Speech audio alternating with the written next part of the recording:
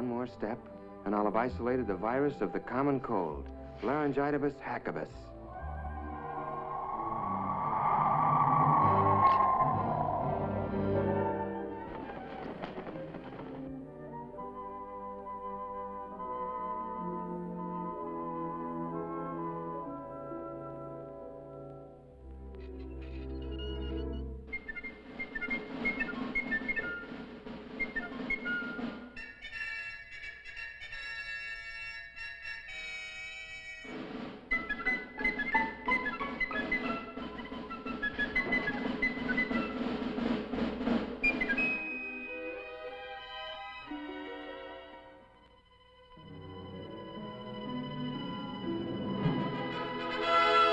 Illudium Fosdex, check.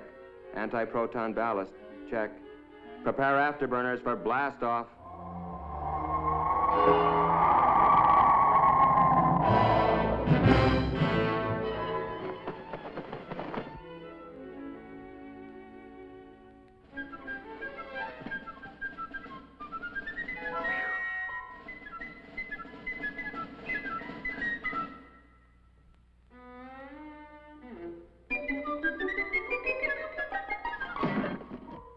My biggest problem in this job is how to keep from disturbing the parents and getting them in a tizzy.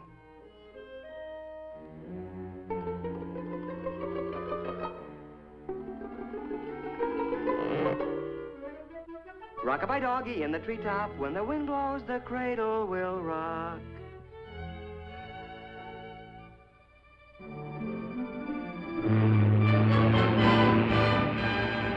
And so, after answering the $64 million question correctly, I decided to take a few trips around the world.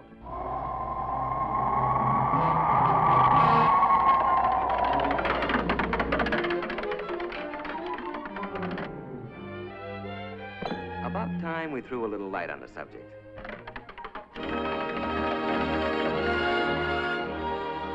First thing you gotta do is get their attention. Comfy?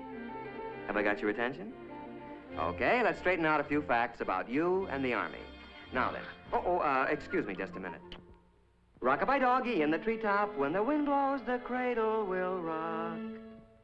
You know, Ralphie, it's a funny thing, but every high school senior I've ever known thinks that when he gets into the service, all his buddies will look like a bunch of lower Slobovians. Of course, there's always one exception. You. Actually, they're going to be pretty much like the guys you're graduating with. Just plain old characters like Roy Robinson from Jefferson High in Portland, Oregon, Don Osgood from Page, Nebraska, Pete Willoughby, Los Angeles State College, Dick Martin from St. Peter's High in Worcester, Worcester, Massachusetts. Oh, well. Nice guys who wash their teeth every day, get their hair cut regular, well, fairly regular. Just a neck trim, please. Yes, sir. Just a neck trim. Well, what do you know? There was a human being under that pelt after all. Another interesting idea held by a lot of otherwise bright high school seniors is that the Army has all the right size clothing, but that it's mainly interested in getting it on all the wrong size people. Well, nice comic book stuff. But actually, the Army's no more interested in putting you into the wrong sized uniform than your football coach would be. And for the same reasons.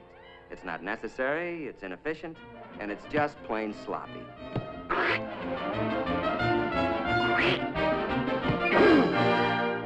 In other words, you'd be pretty useless to yourself or the team. You know, according to some comic strip artists, our friend here, is the kind of non-com you find in the Army. The way they tell it, basic training's supposed to be nothing but KP, obstacle courses, and being chewed out by a bunch of sadistic sergeants. Hey, hold up! Hoop!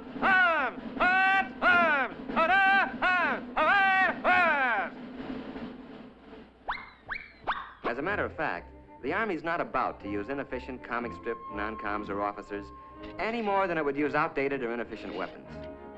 No, the non-coms you're going to get acquainted with in basic will be very capable guys, and they'll be there for just one reason. To help you. You'll get to know men like Paratrooper Sergeant Mike Culhane, Master Sergeant Johnny Broderick from Okinawa in Korea, Corporal Tommy Webster, a high school senior when you were a junior, Sergeant Rod McCullum. He carries the Congressional Medal of Honor. Look, as long as we're on the subject, let's take a look at basic training and find out what it's really going to be like.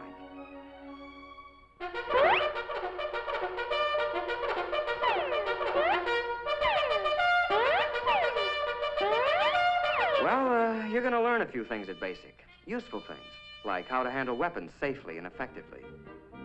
And at 700 yards, I let him have it.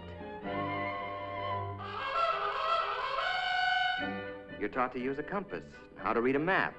Very impressive stuff later to the girl of your dreams. You'll learn how to pitch a camp and how to give first aid. The sort of knowledge that other, people will respect someday. You're also going to develop muscles that'll be useful later. Some you didn't even know you had. But then, it's not a bad idea to keep in shape for recreation, like boxing, football, skiing, and other, sports.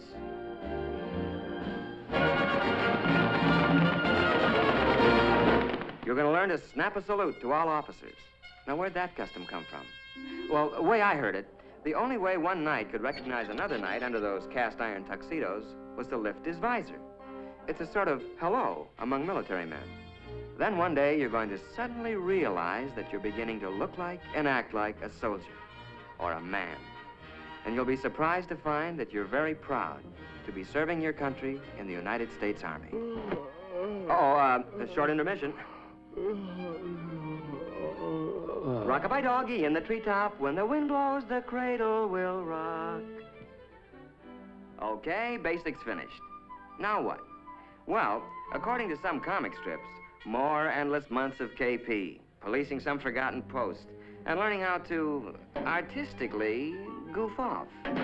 But mainly, the rest of your Army career is supposed to be spent doing anything you're most unfit for. Humorous stuff, no doubt, but not good sense. Actually, the Army wants to send you where you'll be most useful and where you can serve the best. Where this will be is determined to a great extent by those interviews and aptitude tests you took in your first days as a recruit. So the chances are that... But wait, just a minute. Maybe you'd like to know before you start how you're going to spend your Army career. Maybe you'd like to choose the training you want and not leave it up to chance. If so, then the Army has a special deal you'll want to hear about. It's called Reserved for You. And in it, you pick the job training you want before you enlist. The Army then reserves that position in the world's finest technical schools until you complete basic training. And now, let's go back to those dreams of yours. How about laboratory work in the medical field? The Army has some of the finest laboratory facilities, technicians, and scientists in the world. Well, that's just one of 127 courses offered by the Army. How about that dream of working with rockets or atomic power? How about guided missiles? You choose it, the Army's got it. The only ticket you need to this program is one high school diploma. Sound good? Well, I can make it sound better. The whole deal is guaranteed by this letter, written to you by the Adjutant General of the United States Army.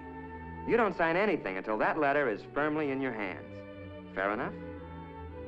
Let's see, adventure? Pick your branch. How about a real elite outfit? Armor. Tank Commander Phillips. Not bad. Travel? Man, you do ask the nicest questions. This is Paris, and it's no dream. It's solid, and it's yours. Ralph Phillips, USA. Sound pretty choice? Your local recruiter can fill in all the details. Today, if you like. But remember that you're going to look a lot bigger to the Army with that high school diploma under your arm. Oh, quick warning, though, Ralphie. You can only grab one of these special deals before you receive your induction notice. So why not call on the Army before the Army calls on you?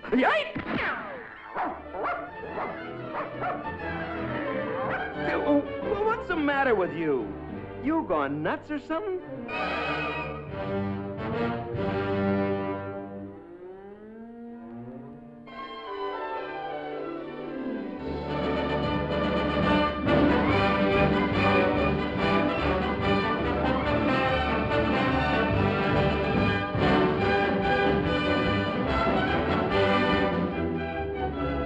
Remember, it's reserved for you.